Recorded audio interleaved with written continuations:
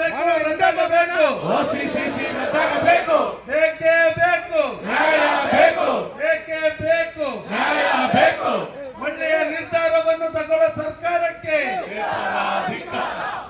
ಗ್ರಾಹಕರಿಗೆ ಅನಾನುಕೂಲ ಮಾಡೋ ನಿಮ್ಮ ಸರ್ಕಾರಕ್ಕೆ ಧಿಕ್ಕಾರ ಬೇಕೇ ಬೇಕು ನ್ಯಾಯ ಬೇಕು ರದ್ದಾಗಬೇಕು ರದ್ದಾಗಬೇಕು ರದ್ದಾಗಬೇಕು ರದ್ದಾಗಬೇಕು ಬೇಕೇ ಬೇಕು ಬೇಕೇ ಬೇಕು ಕಂಬಿ ನೀ ಕಡೆ ಕರ್ಸೋ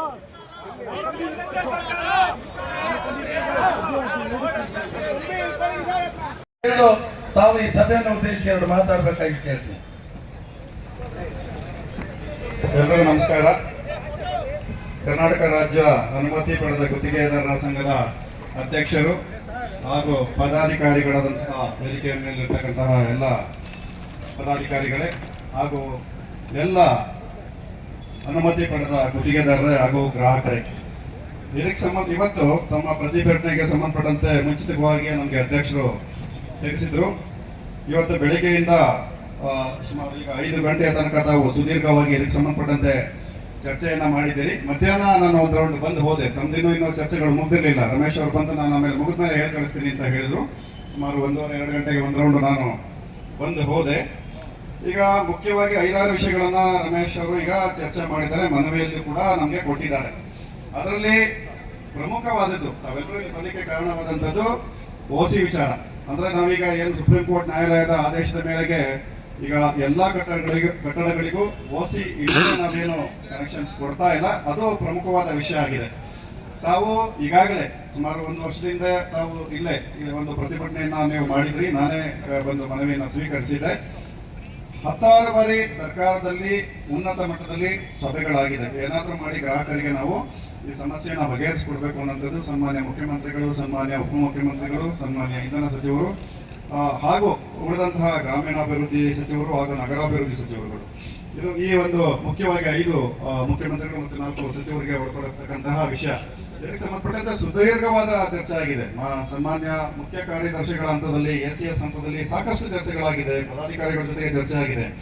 ಒಂದು ಕಾನೂನು ಪ್ರಕಾರ ಈಗಾಗಲೇ ಹೇಳಿದ್ರು, ಸುಪ್ರೀಂ ಕೋರ್ಟ್ ವಿಚಾರ ಆದ್ರಿಂದ ಅದು ಸ್ವಲ್ಪ ಕ್ಲಿಷ್ಟಕರವಾದಂತಹ ವಿಚಾರ. ನೇರವಾಗಿ ಒಂದೇ ಒಂದು ನಿಟ್ಟಿನಲ್ಲಿ ಡಿಸಿಷನ್ ತೆಗೆದುಕೊಳ್ಳೋದು ಕಾನೂನಾತ್ಮಕವಾಗಿ ಸ್ವಲ್ಪ ತೊಡಕು ಇದೆ ಅನ್ನೋಂಥ ಒಂದು ವಿಷಯವನ್ನು ಮನಗಂಡು ಸರ್ಕಾರ ಏನ್ ಮಾಡ್ತು, ಹಂತ ಹಂತವಾಗಿ ನೋಡುವ. ಈಗ ಒಂದು ಎಕನಾಮಿಕಲಿ ವೀಕರ್ ಸೆಕ್ಷನ್ ಇರುವಂತವ್ರಿಗೆ ಅಥವಾ ಒಂದು ಮನೆಗೋಸ್ಕರ ಕಟ್ಕೊಡೋಂಥವ್ರಿಗೆ, ಅಂದ್ರೆ ವಾಸಕ್ಕೆ ಇರ್ಲಿಕ್ಕೆ ಏನು ಬಯಸ್ತಾರೆ ಅವರಿಗೆ ನಾವು ರಿಲ್ಯಾಕ್ಸ್ ಮಾಡೋಣ ಅನ್ನೋ ಒಂದು ದೃಷ್ಟಿನಲ್ಲಿ 30-40 ಅನ್ನೋದಕ್ಕಿಂತ 1200 ಚದರಡಿವರೆಗೆ, ಅದು ಡೈಮೆನ್ಷನ್ ಬೇರೆ ಏನೇ ಇರ್ಬೋದು, ಅದಕ್ಕೆ ವಿನಾಯಿತಿಯನ್ನ, ಅದರಲ್ಲೂ ಸಂಪೂರ್ಣ ಇಲ್ಲ. ತಮ್ಗೆ ಗೊತ್ತಿದ್ದಾಗೆ ಸ್ಟೀಲ್ +3 ಅಥವಾ G+2 ಗೆ ಸಂಬಂಧಪಟ್ಟಂತೆ ವಿನಾಯಿತಿಯನ್ನು ಸರ್ಕಾರ ಕೊಟ್ಟಿದೆ. ಕೊಟ್ಟ ಮೇಲೆ ಸ್ವಲ್ಪ ಮಟ್ಟಿಗೆ ನಮಗೆ ರಿಲೀಫ್ ಸಿಕ್ಕಿದೆ, ಇಲ್ಲ ಅಂತಲ್ಲ.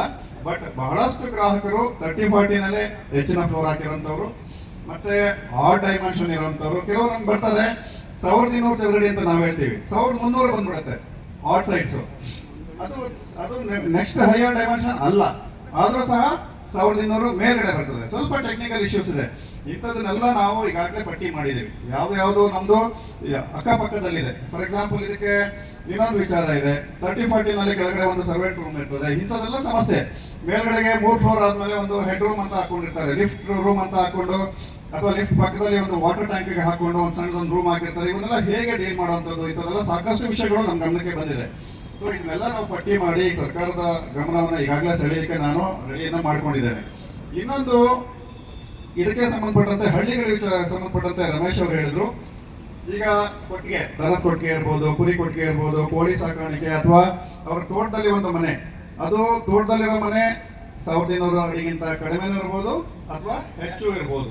ನಾರ್ಮಲಿ ತೋಟದ ಮನೆಗಳು ಮಾಡಿ ಮೇಲೆ ಅಂದ್ರೆ 2-3 ಫ್ಲೋರ್ ಕಟ್ಟೋದಕ್ಕಿಂತ ಅಗಲ ವಿಶಾಲವಾದ ಜಾಗ ಇದೆ ಅಂತ ಅಂದ್ಬಿಟ್ಟು ಅಗಲ ಕಟ್ಟುವಂತ ಜಾಸ್ತಿ ಇದೆ. ಅದು 30-40ಗಿಂತ ಜಾಸ್ತಿ ಇರುವಂತ ಸಂದರ್ಭ ಅದೇ ಜಾಸ್ತಿ.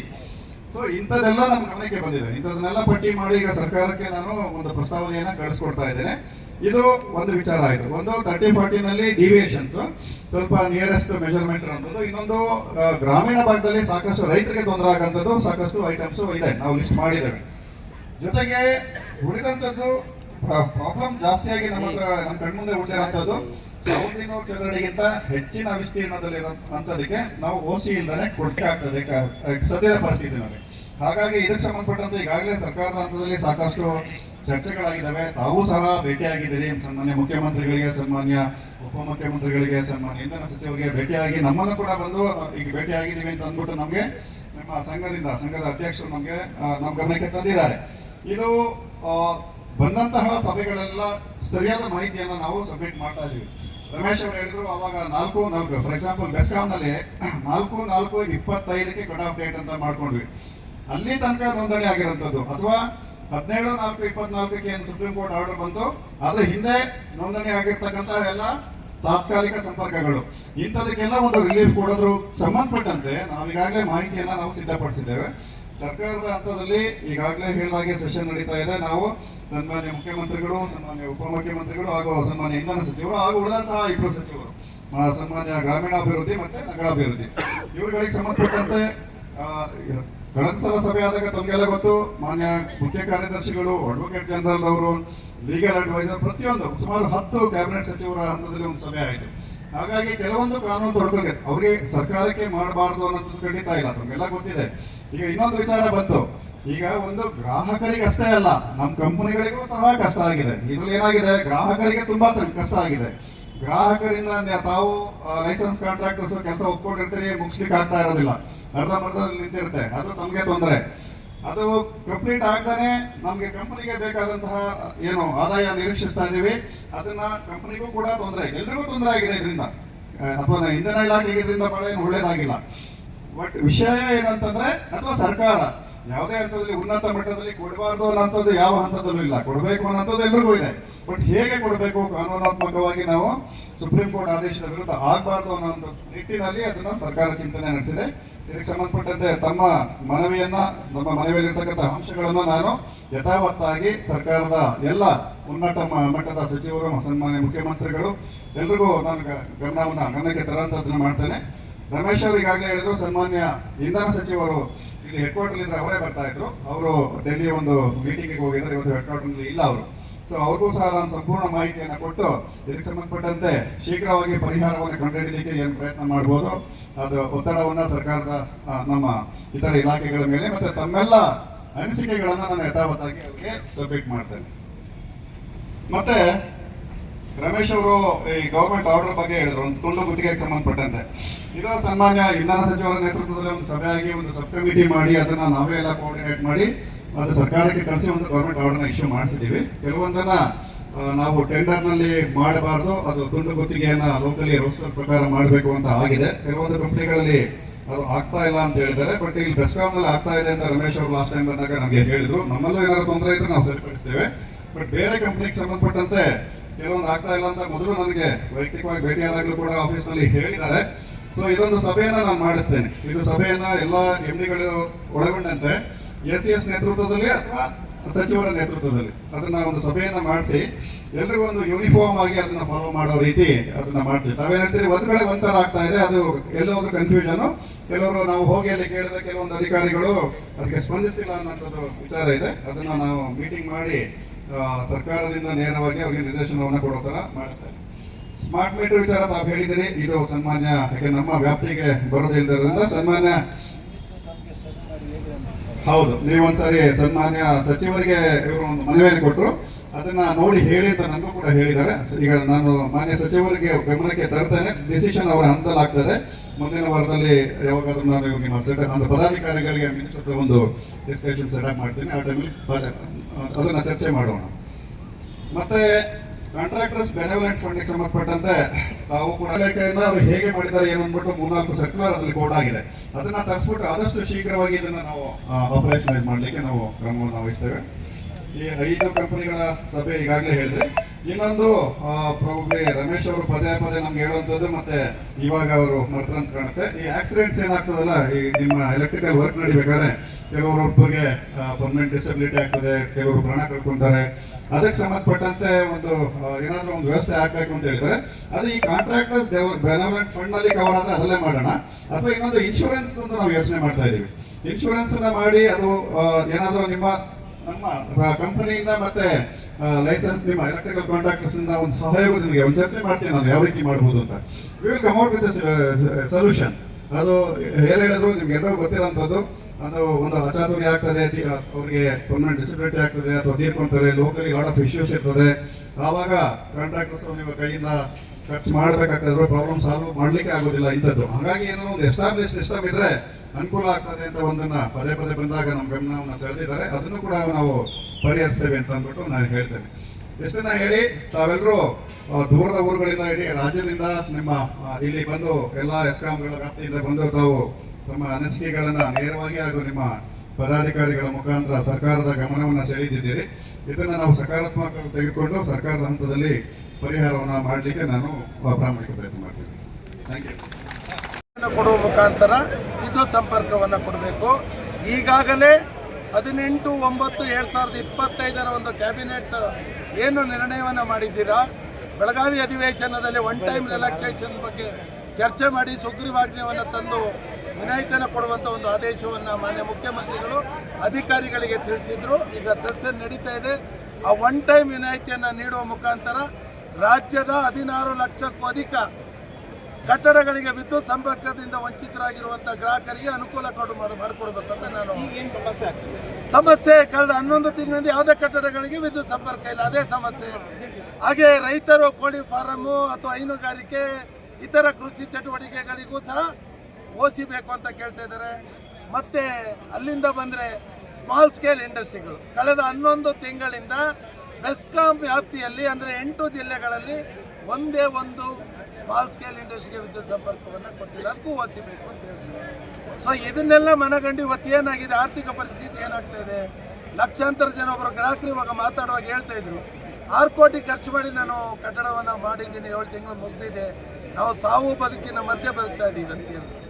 ಇದು ಸರ್ಕಾರಕ್ಕೆ ಗೊತ್ತಿದೆಯೋ ಇಲ್ವೋ ಗೊತ್ತಿಲ್ಲ, ಅಥವಾ ಕಂಡು ಕಾಣದ ಹಾಗೆ ಕಣ್ಣು ಮುಚ್ಚಿ ಕೂತಿರುವ ಸರ್ಕಾರ ಅಂತ ಈ ಸಂದರ್ಭದಲ್ಲಿ ಹೇಳಕ್ಕೆ ಹೇಳ್ತೀನಿ. ಈ ಒಂದು ಪ್ರತಿಭಟನೆ ಉದ್ದೇಶ ಸರ್ಕಾರವನ್ನು ತೇಜೋವಧೆ ಮಾಡಬೇಕು ಅನ್ನೋ ಉದ್ದೇಶದಿಂದ ನಾವು ಪ್ರತಿಭಟನೆಯನ್ನು ಮಾಡ್ತಾ ಇಲ್ಲ. ಸರ್ಕಾರ ಏನು ನಿರ್ಣಯವನ್ನು ಮಾಡಿದೆ ಅದನ್ನು ಜಾರಿ ಮಾಡಲಿ ಅಂತ ಅವರ ಕಣ್ಣು ತೆರೆಸುವ ಒಂದು ಬೃಹತ್ ಪ್ರತಿಭಟನೆಯನ್ನು ನಮಸ್ಕಾರ. ಕರ್ನಾಟಕ ರಾಜ್ಯ ಅನುಮತಿ ಪಡೆದ ವಿದ್ಯುತ್ ಗುತ್ತಿಗೆದಾರರ ಸಂಘ ರಿಜಿಸ್ಟರ್ಡ್ ಬೆಂಗಳೂರು ಅವೆನ್ಯೂ ರಸ್ತೆ ಇದರ ಕೇಂದ್ರ ಸಮಿತಿ ವತಿಯಿಂದ ಇವತ್ತು ನಾವು ರಾಜ್ಯ ಮಟ್ಟದ ಬೃಹತ್ ಪ್ರತಿಭಟನೆ ಕರೆದಿದ್ದೇವೆ. ಮೂಲ ಉದ್ದೇಶ